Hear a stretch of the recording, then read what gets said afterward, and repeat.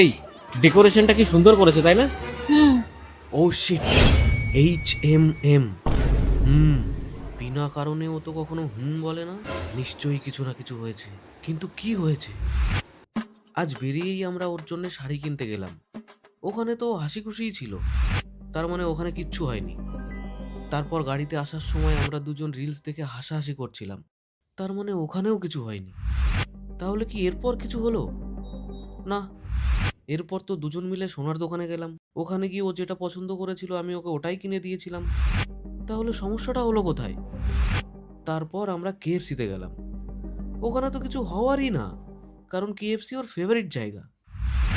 ও, এবার বুঝলাম। ও যখন ইনস্টাগ্রাম স্ক্রোল করছিল, ওর পরেই ওর মুডটা খারাপ হয়েছে। তার মানে ও ইনস্টাগ্রামেই কিছু দেখেছে।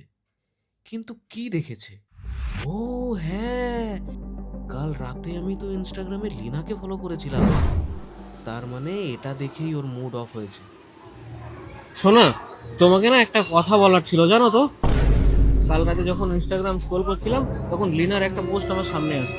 তারপর ওর প্রোফাইল চেক করতে গিয়ে না ওর একটা ছবিতে লাইক করে যায়। তারপর আমার ওকে ফলো করে নিতে হয়। আরে লিনা, বুঝতে পারছো না? আমার মাসির মেয়ে। আরে যে তোমার সাথে 2 দিন আগে কথা বললো, তোমাকে বৌদি বৌদি বলে ডাকে। ও, লিনা। হ্যাঁ।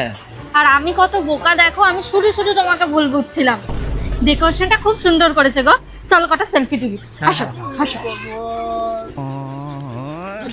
मौत को छू के কি সুন্দর লাগছে তাই না?